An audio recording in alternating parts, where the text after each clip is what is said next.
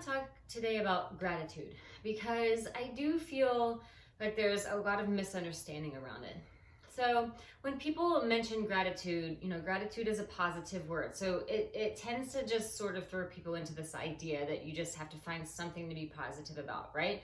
But there is such a thing of toxic positivity, right? So what that means is that you're ignoring the pain and the struggles, trauma or tension or sadness in your life and just saying, oh no, I'm just thinking positive, right? So I definitely don't like to do that. But gratitude can exist whether you're happy or sad, whether you're in good times or hard times, right? Gratitude can still be there. And if you learn how to practice gratitude, even when you're struggling, it actually lightens the feelings of what you're struggling with sometimes. And it opens the door for more things to come into your life to be grateful. So that's kind of why you want to adopt a gratitude practice even when you're struggling. But it's really, really important that you don't just ignore the things that you're thinking or feeling and say, oh, hashtag hopeful, hashtag gratitude, right? You don't just ignore things and try to spin it to the positive light. You can acknowledge, right, what you're feeling and how things are going, and then also try gratitude at the same time. So the way I do it, especially if I'm having a hard time, or if there's just one area of my life that I'm really struggling with, I just pause, close my eyes, and a lot of times I'll place my hand on my chest or my abdomen just to try to comfort myself, because this self-comfort is really important and really helpful.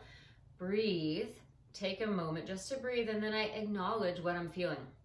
I'm sad about this. I'm worried about this. I'm scared about that.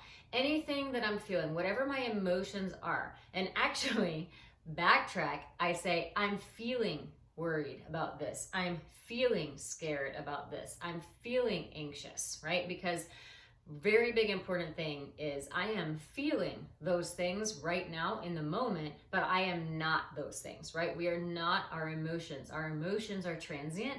They come in and they come out. There's always room for them to shift and change, right? So I adopted that language a couple of years ago, and I'm telling you, it's very helpful when you switch it up by saying, instead of saying I'm sad, I'm feeling sad. I'm angry, I'm feeling angry. Give that a shot as well.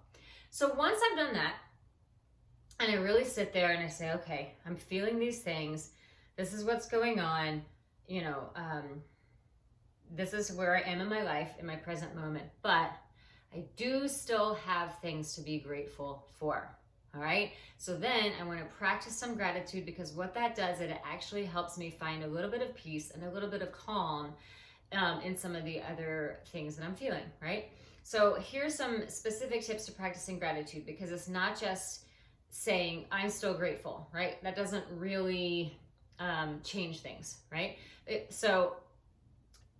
You want to find a specific kind of practice. Right. And again, when I talk about meditation, I talk about it as a practice. When I give you tips, I talk about all these things as a practice. Gratitude is also a practice. It's not a feeling, right? You feel grateful. Gratitude is a practice, right? So how can we do this? Step number 1, try to think of one person that you're grateful for in your life. Once you've thought of that one person that you're grateful for, think of 3 reasons why you're grateful for them. And you can write this down, or you can just think about it in your head. That's up to you. Yeah? And then step number 2, imagine 3 things that you're hopeful for. Something that might be coming within the year, something that might be coming within the week, just 3 things that you're hopeful for.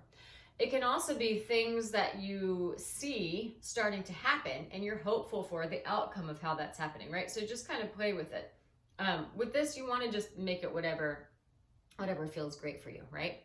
So 3 things, one person that you're grateful for, 3 reasons why, and then 3 things that you're hopeful for. And then lastly, it's always a really good idea, call a friend up and share this, right?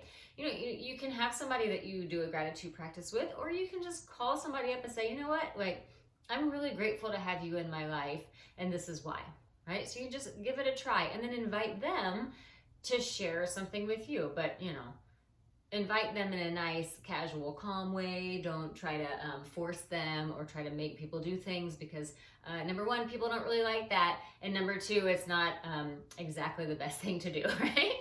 So that's how you're going to practice gratitude. And I hope that it brings lots of great things your way in the new year.